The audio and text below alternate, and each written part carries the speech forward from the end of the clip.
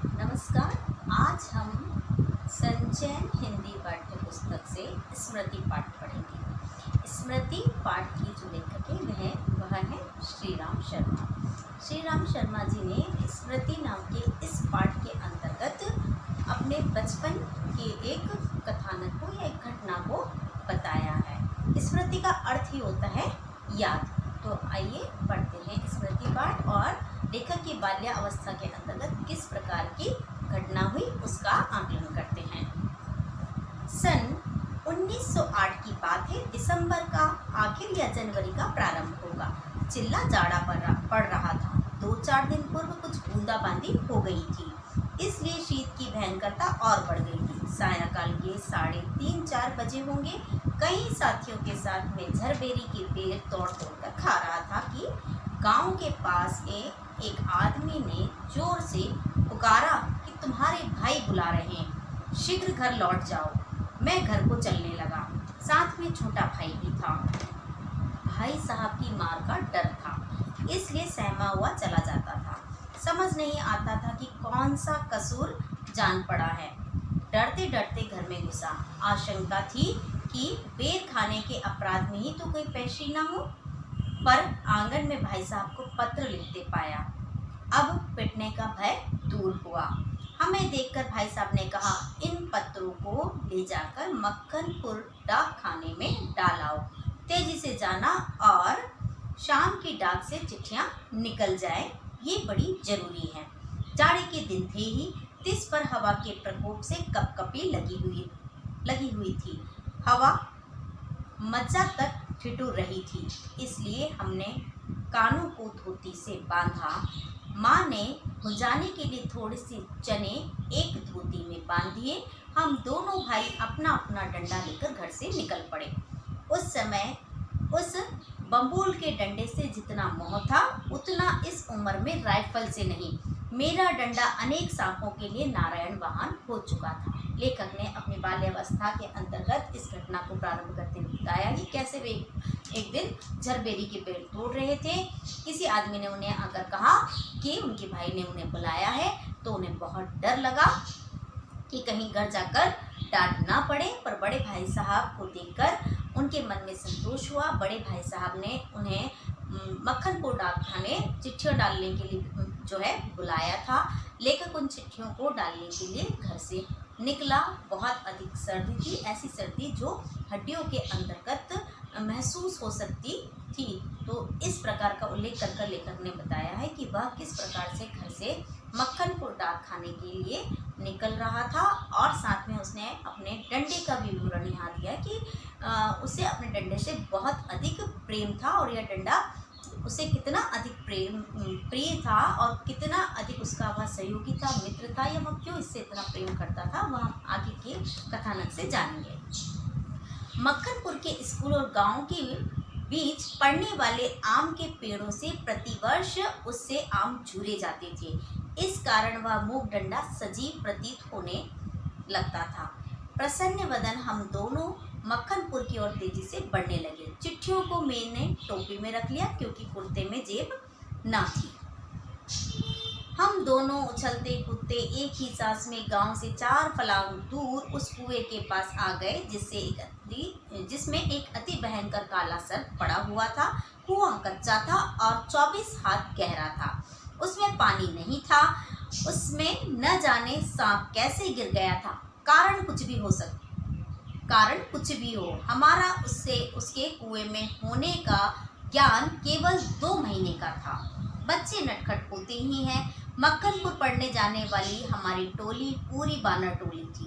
एक दिन हम लोग स्कूल से लौट रहे थे कि हमको कुएं में उजकने की सूझी। सबसे पहले उजकने वाला मैं ही था। कुएं में झांककर एक ढेला फेंका कि उसकी आवाज़ कैसे होती है। उसके सुनने के बाद अपनी बोली की प्रतिध्वनि सुनने की इच्छा थी, पर कुएं में ज्यों ही ढेला गिरा, त्यों ही एक फुसकार सुनाई पड़ी। कुएं के किनारे खड़े हुए हम सब बालक पहले से तो उस फुफकार से ऐसे चकित हो गए जैसे किलोले करता हुआ मृग समूह अति समीप के कुत्ते की भौंक से चकित हो जाता है। उसके उपरांत सभी ने उछल उछल कर एक एक ढेला फेंका और कुएं से आने वाली क्रोधपूर्ण फुसकार पर कह लगाए। गांव से मक्खनपुर जाते और मक्खनपुर से लौटते समय प्रतिदिन ही कुएं में ढेले डाले जाते थे। मैं तो आगे भागकर जाता था और टोपी को एक हाथ से पकड़कर दूसरे हाथ से ढेला फेंकता था। यह रोजाना की आदत सी हो गई थी। सांप से फुसकार करवा लेना मैं उस समय बड़ा काम समझता था। इसलिए जैसे ही हम दोनों उस कुएं की ओर से निकले, कुएं में ढेला फेंककर फुसकार सुनने की प्रवृत्ति जागृत हो गई। मैं कुएं की ओर बढ़ा। लेखक ने बताया कि वह अपने छोटे भाई के साथ में मक्खनपुर डाकखाने के जाने के लिए बढ़ा। मक्खनपुर और उनके गांव के बीच में कुआं हुआ करता था जो कच्चा था। इस कच्चे कुएं में लेखक प्रतिदिन उचक्कर ढेला अर्थात कच्चे पत्थर का जो टुकड़ा है वह फेंका करता था। उसने बताया है कि कच्चे कुएं में उचकने का उसका अपना प्रयास था और उसमें ढेला फेंकने में वह सबसे अपनी टोली में सबसे पहला था जो ढेला फेंककर अपने प्रतिध्वनि कुएं से सुनना चाहता था। लेकिन जब उसने ढेला फेंका तो उसे अंदर से फुफकार सुनाई दी। 2 महापूर्ण उसे इस बात का ज्ञान हुआ या आभास हुआ कि इस प्रकार से इस कच्चे कुएं के अंतर्गत एक सांप है और उसने ढेला फेंका और जो फुफकार सुनाई दी वह उससे अति प्रसन्न हुआ। उसके सहपाठी भी बहुत अधिक प्रसन्न हुए और अब यह उनका प्रतिदिन का कार्य हो गया कि वे स्कूल आते जाते समय ढेला फेंकते थे। लेखक जब ढेला फेंकता था अपने सिर से अपनी टोपी उतारकर हाथ में रख लिया करता था और ढेला फेंकता था। तो वह उसका नित्य का कर्म था। जब छोटे भाई के साथ में वह मक्खनपुर डाकखाने चिट्ठियां डालने जा रहा था, जब यह कुआं आया तो उस समय ढेला फेंकने की उसकी जो प्रतिदिन की आदत थी वह फिर से जागृत हो गई। उसे लगा कि ये कुआं आ गया है, रोज वह ढेला फेंकता है तो आज भी ढेला फेंका जाना चाहिए। तो वह ढेला फेंकने के लिए कुएं की ओर बढ़ गया। छोटा भाई मेरे पीछे ऐसे हो लिया जैसे बड़े मृग शावक के पीछे छोटा मृग शावक हो लेता है। कुएं के किनारे से एक ढेला उठाया और उछालकर एक हाथ से टोपी उतारते हुए सांप पर ढेला गिरा दिया, पर मुझ पर तो बिजली सी गिर पड़ी। सांप ने फुसकार मारी या नहीं, ढेला उसे या लगा या नहीं, इस बात का स्मरण नहीं।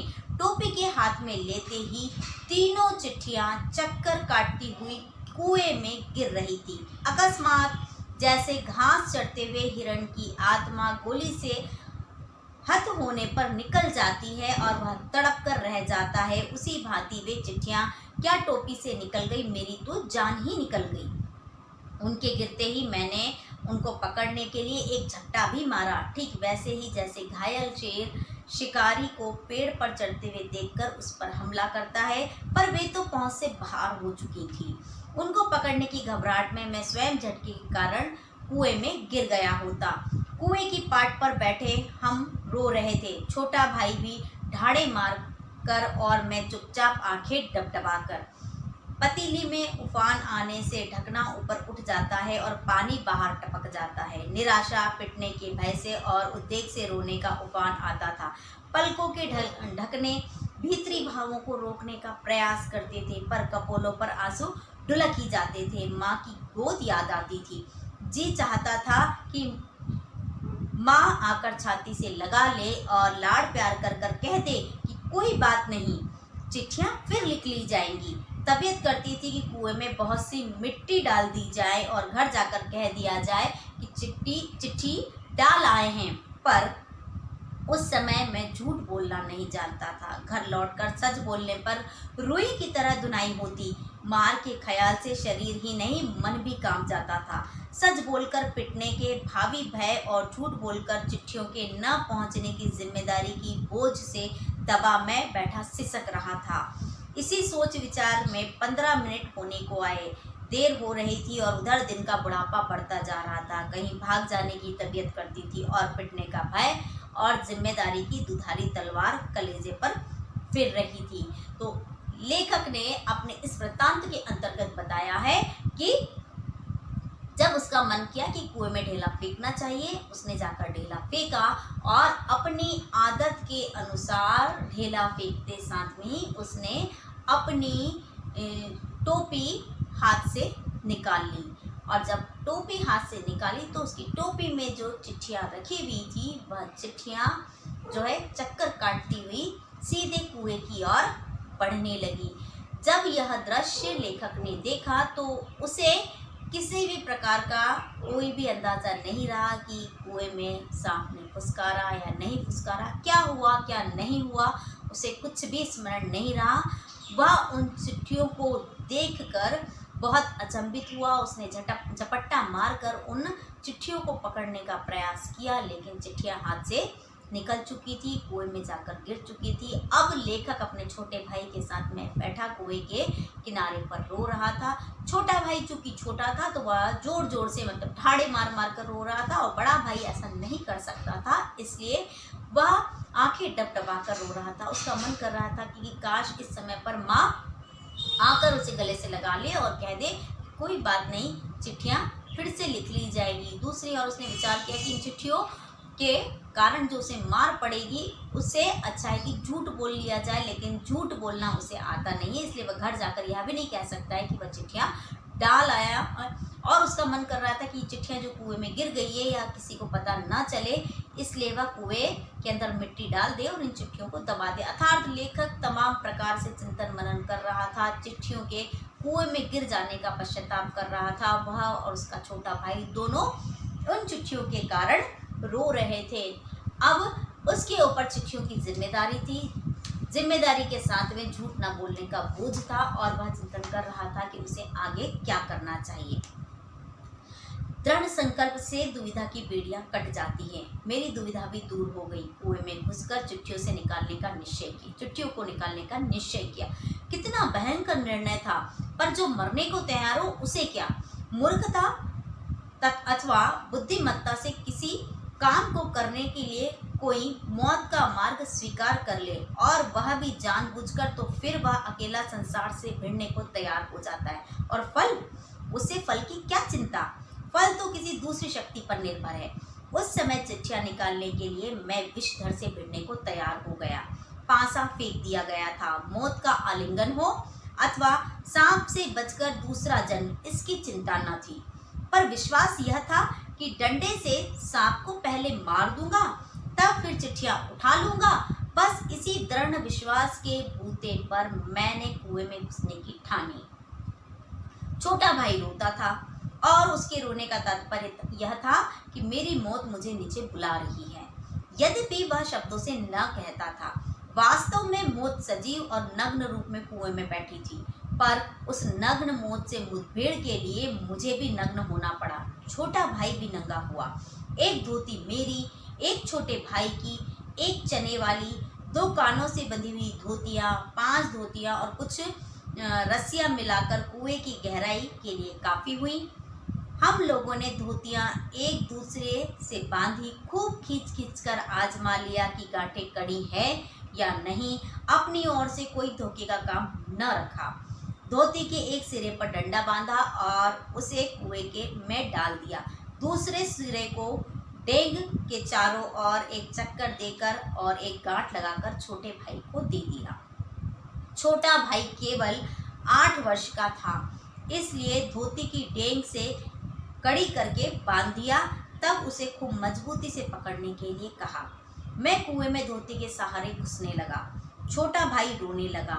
मैंने उसे आश्वासन दिलाया कि मैं कुएं के नीचे पहुंचते ही सांप को मार दूंगा, और मेरा विश्वास भी ऐसा ही था। कारण यह था कि इससे पहले मैंने अनेक सांप मारे थे, इसलिए कुएं में घुसते समय मुझे सांप का तनिक भी भय नहीं था। उसको मारना मैं बाएं हाथ का खेल समझता था। कुएं के धरातल से जब 4-5 गज रहा हुआ होगा, तब ध्यान से नीचे देखा तो अकल चकरा गई। सांप फन फैलाए धरातल से एक हाथ ऊपर उठा हुआ लहरा रहा था। पूंछ और पूंछ के समीप का भाग पृथ्वी पर था। आधा अग्रभाग ऊपर उठा हुआ मेरी प्रतीक्षा कर रहा था। नीचे डंडा बंधा था।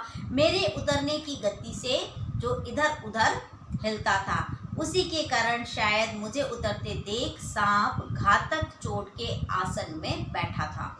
सपेरा जैसे बीन बजाकर काले सांप को खिलाता है और सांप क्रोधित हो फन फैलाकर खड़ा होता और फुफकार मारकर चोट करता, ठीक उसी प्रकार सांप तैयार था।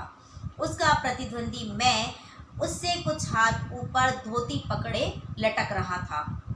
धोती टेंग से बंधी होने के कारण कुएं के बीचों बीच लटक रही थी और मुझे कुएं के धरातल की परिधि के बीचों बीच ही उतरना था।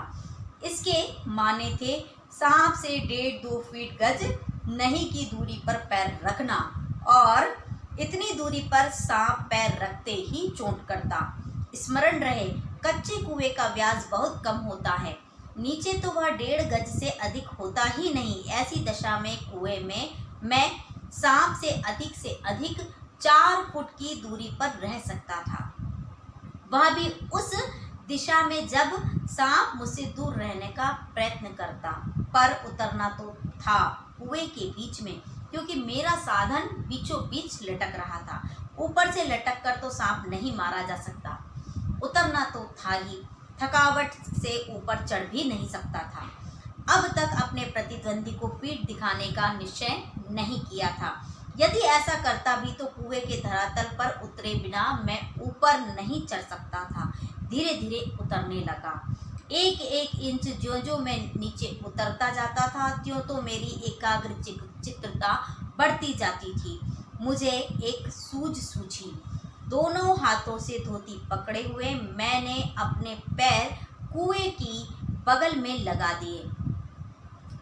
लेखक ने अपने आगे के इस वृत्तांत में बताया है कि अभी तक के वह कुएं की मुंडेर पर बैठा सोच रहा था कि उसे क्या करना है। अपराध और जिम्मेदारी के बोझ के तले वह दबा हुआ था और विचार करते हुए उसने यह निर्णय लिया कि वह कुएं में उतरेगा। मानव की दृढ़ इच्छा शक्ति बहुत अधिक मजबूत होती है। इस दृढ़ इच्छा शक्ति से वह बड़े से बड़े कार्य कर सकता है और बड़े से बड़े साहसिक कार्य तभी होते हैं जब मानव की दृढ़ इच्छा शक्ति मजबूत हो। तो इस इच्छा शक्ति के साथ में कुएं में उतरने का दृढ़ संकल्प अब लेखक ने कर लिया कि वह कुएं में उतरेगा, सांप को मारेगा, चिट्ठियां ले आएगा। यह एक बहुत जोखिम भरा काम था। छोटा भाई भी इसे समझ रहा था, लेकिन बड़े भाई को इस बात का कोई भी भय नहीं था, क्योंकि उससे पहले भी उसने सांप को मारा हुआ था। इसलिए वह निश्चिंत था कि सांप से उसे कोई भय नहीं है, वह सांप को मार देगा, चिट्ठियां ले आएगा। यही आश्वासन उसने अपने छोटे भाई को भी दिलाया था। ऐसी परिस्थिति के अंतर्गत लेखक ने कुएं में उतरने का जो निर्णय लिया, उसके लिए उसने अपने भाई की धोती उतारी। अपने कानों पर ठंड से बचने के लिए उसने जो धोती बांधी हुई थी दोनों भाइयों ने, वह भी उतारी गई। कुछ रस्सी के टुकड़े जोड़े गए और जिस प्रकार से धोतियों को मजबूती के साथ में गांठ लगाकर कुएं में उतरने का साधन किया गया। इस धोती के एक सिरे पर डंडे को बांधा गया और नीचे कुएं में उतारा जिसे गया। लेखक ने दूसरा सिरा कुएं के बाहर बड़ी मजबूती से बांधा, फिर अपने छोटे भाई को उस सिरे को मजबूती से गांठ बांधकर पकड़ाया। अब छोटा भाई भी कितना छोटा है, जो सिर्फ 8 वर्ष का है, वह 8 वर्ष का बच्चा मजबूती से उस धोती को पकड़ेगा जिसके सहारे पर लेखक कुएं में उतरने जा रहा है। यह एक अपने आप में अविश्वसनीय बात है, लेकिन लेखक का दृढ़ विश्वास अधिक बड़ा था। इसी दृढ़ विश्वास के सहारे उसने यह एक क्षण के लिए विचार नहीं किया कि उसका छोटा भाई जो सिर्फ 8 वर्ष का है, वह मजबूती से धोती कैसे पकड़ेगा और कैसे उसके वजन को संभालेगा। इस और लेखक का बिल्कुल भी ध्यान नहीं गया।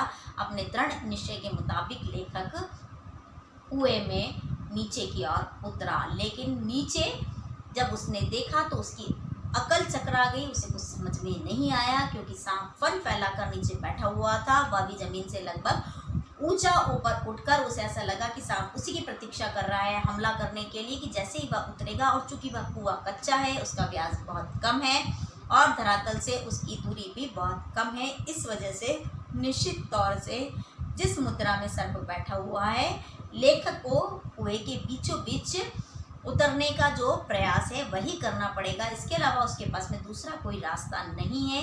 सांप अपनी स्वेच्छा से जब उससे दूर रहना चाहे तो ही वह रह सकता है, अपितु यदि सांप नहीं चाहे तो वह उससे दूरी नहीं बना सकता है। अर्थात आप पूर्ण रूप से यह समझ सकते हैं कि लेखक के पास में कोई रास्ता नहीं था। सांप जहाँ बैठा था उस अवस्था में लेखक को कुएं में नीचे उतरना ही था। इस बात को जानते हुए भी कि सांप हमला कर सकता है, वह चाह कर भी कुएं में उससे दूरी नहीं बनाकर रह सकता था, और न ही वह उसके विपरीत सांप के भय से उसको पीठ दिखाकर ऊपर की ओर जा सकता था, क्योंकि ऊपर की ओर जाने के लिए उसे पुनः ऊपर की ओर चढ़ाई करने के लिए धरातल पर उतरना ही उतरना होगा। तो लेखक के पास में कोई अन्य कोई रास्ता नहीं था, लेकिन फिर भी अचानक उसे एक युक्ति सूझी।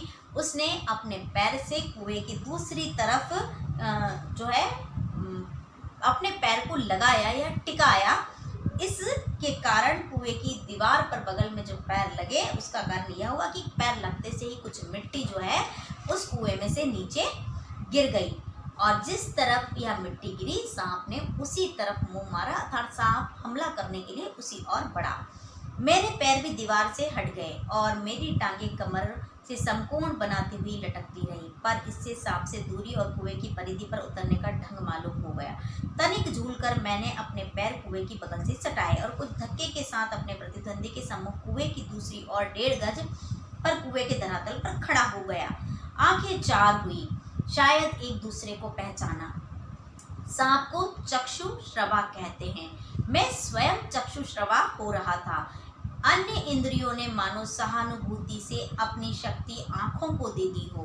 सांप के फन की ओर मेरी आंखें लगी हुई थी कि वह कब किस ओर आक्रमण करता है, पर जिस विचार और आशा को लेकर मैंने कुएं में घुसने की ठानी थी वह आकाश कुसुम था। मनुष्य का अनुमान और भावी योजनाएं कभी कभी इतनी मिथ्या और उल्टी निकलती हैं। मुझे सांप का साक्षात होते ही अपनी योजनाएं और आशा की असंभवता प्रतीत हो गई। डंडा चलाने के लिए स्थान न था। लाठी या डंडा चलाने के लिए काफ़ी स्थान चाहिए जिसमें वे घुमाए जा सके। सांप को डंडे से दबाया जा सकता था, पर ऐसा करना मानो तोप के मोहरे पर खड़े होना था। यदि फन या उसके समीप का भाग न दबा तो वह पलटकर जरूर काटता, और फन के पास दबाने की कोई संभावना भी होती तो फिर उसके पास पड़ी हुई 2 चिट्ठियों को कैसे उठाता। 2 चिट्ठियां उसके पास उससे सटी हुई पड़ी थी और एक मेरी ओर थी। मैं तो चिट्ठियां लेने ही उतरा था। हम दोनों अपने पैतरों पर डटे हुए थे। उस आसन पर खड़े खड़े मुझे 4-5 मिनट हो गए। दोनों ओर से मोर्चे पड़े हुए थे, पर मेरा मोर्चा कमजोर था। कहीं सांप मुझ पर झपट पड़ता तो मैं यदि बहुत करता तो उसे पकड़कर कुचलकर मार देता, पर वह तो अचूक तरल विष मेरे शरीर में पहुंचा ही देता और अपने साथ मुझे भी ले जाता। अब तक सांप ने वार न किया था, इसलिए मैंने भी उसे डंडे से दबाने का ख्याल छोड़ दिया। ऐसा करना उचित भी था। अब प्रश्न था कि चिट्ठियां कैसे उठाई जाए। बस एक सूरत थी, डंडे से सांप की ओर से चिट्ठियों को सरकाया जाए। यदि सांप टूट पड़ा तो कोई चारा न था, उड़ता था और कोई कपड़ा न था जिससे सांप के मुंह की ओर करके उसके फन को पकड़ लूं। मारना या बिल्कुल छेड़खानी न करना, ये 2 मार्ग थे। सो पहला मेरी शक्ति के बाहर था। बाध्य होकर दूसरे मार्ग का अवलंबन करना पड़ा। डंडे को लेकर ज्यों ही मैंने सांप की दाईं ओर पड़ी चिट्ठी की ओर उसे बढ़ाया कि सांप का फन पीछे की ओर मुड़ा। धीरे धीरे डंडा चिट्ठी की ओर बढ़ा। त्यों ही चिट्ठी के पास पहुंचा कि फुफकार के साथ काली बिजली तड़पी और डंडे पर गिरी। हृदय से कंप हुआ और हाथों ने आज्ञा न मानी। डंडा छूट पड़ा। मैं तो ना मालूम कितना ऊपर उछल गया, जानबूझकर नहीं, यूं ही बिदक कर। उछलकर जो खड़ा हुआ तो देखा डंडे के सिर पर 3-4 स्थानों पर पीप सा कुछ लगा हुआ है। यह विष था। सांप ने मानो अपनी शक्ति का सर्टिफिकेट मेरे सामने रख दिया था, पर मैं तो उसकी योग्यता का पहले से कायल था। उस सर्टिफिकेट की जरूरत न थी। सांप ने लगातार फू फू करके डंडे पर 3-4 चोट की। वह डंडा पहली बार इस भांति अपमानित हुआ था, या शायद वह सांप का उपहास कर रहा था। उधर ऊपर फूफू और मेरे उछलने और फिर वही धमाके से खड़े होने से छोटे भाई ने समझा कि मेरा कार्य समाप्त हो गया है और बंधुत्व का नाता फूफू और धमाके के साथ टूट गया। उसने ख्याल किया कि सांप के काटने से मैं गिर गया। मेरे कष्ट और विरह के ख्याल से उसके कोमल हृदय को धक्का लगा। भातृ स्नेह के ताने बाने को चोट लगी और उसकी चीख निकल गई। छोटे भाई की आशंका बेजान न थी, पर उस फू और धमाके से मेरा साहस कुछ और बढ़ गया। दोबारा फिर उसी प्रकार लिफाफे को उठाने की चेष्टा की। अब की बार सांप ने वार भी किया और डंडे से चिपट गया। लेखक ने आगे की घटना का वृत्तांत बताते हुए कहा कि किस प्रकार से वह कुएं में उतरने का प्रयास कर रहा था। उसने युक्ति भी निकाली, दीवार से पास वाले तरफ उसने अपने पैर को टिकाया जिससे कि कच्चे कुएं की मिट्टी नीचे गिरी। जिस जगह पर मिट्टी गिरी थी उस जगह पर सांप लपका या भागा वार करने के लिए।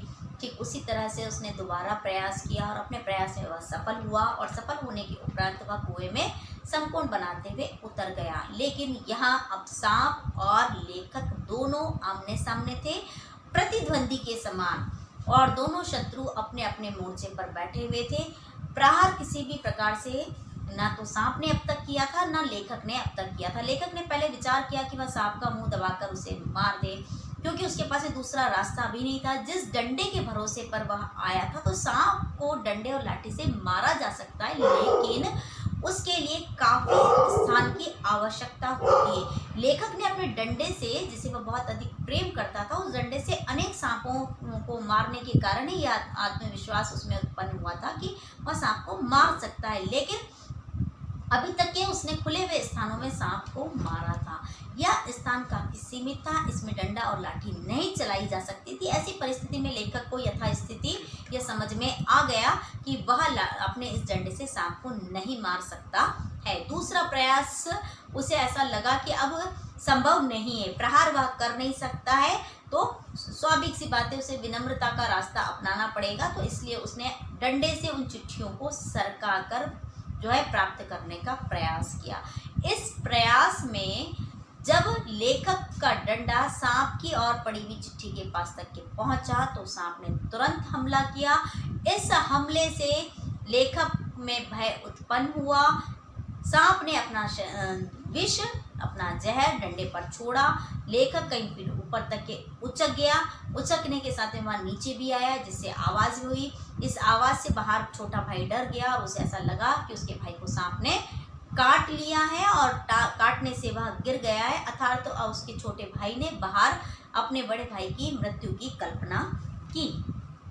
इस सब घटना के बाद में लेखक के मन में एक तो यह सवाल आया कि सांप को कोई आवश्यकता नहीं थी कि वह अपना साहस दिखाए, अपना सर्टिफिकेट बताए कि वह कितना ताकतवर है, अर्थात वह उसकी ताकत को जानता था। लेकिन इस घटना से लेखक का मनोबल और भी अधिक बढ़ गया और उसे आगे की योजना समझ में आई कि उसे आखिर क्या करना है। उसने यह प्रयास पुनः दोहराया और पुनः फिर से इस सांप ने लेखक के डंडे पर वार किया और इस बार वह केवल विष नहीं छोड़ता है, अपितु वह डंडे से चिपट जाता है, अर्थात लिपट जाता है।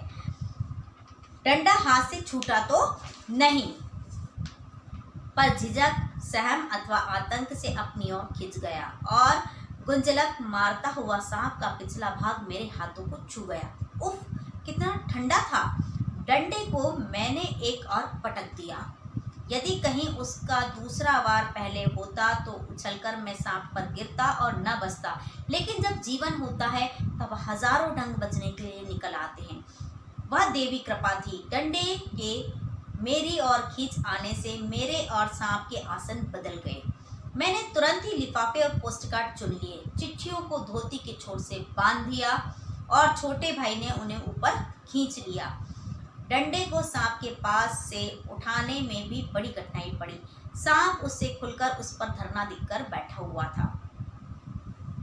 जीत तो मेरी हो चुकी थी, पर अपना निशान गंवा चुका था। आगे हाथ बढ़ाता तो सांप हाथ पर वार करता।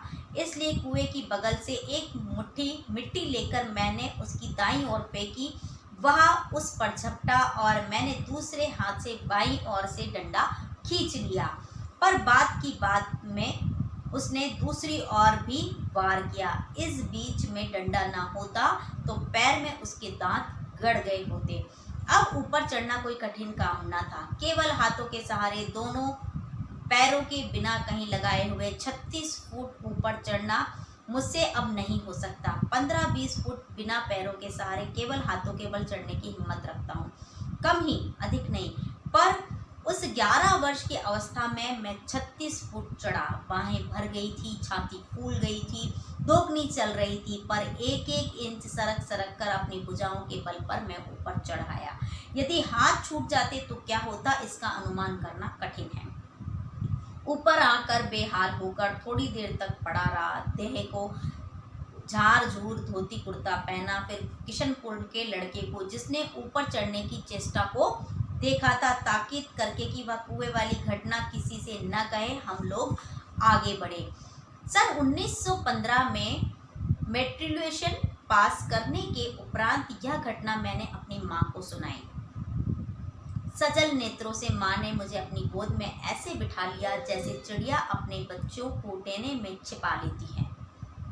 कितने अच्छे थे वे दिन। उस समय राइफल न थी, डंडा था, और डंडे का शिकार कम से कम उस सांप का शिकार राइफल के शिकार से कम रोचक और भयानक न था।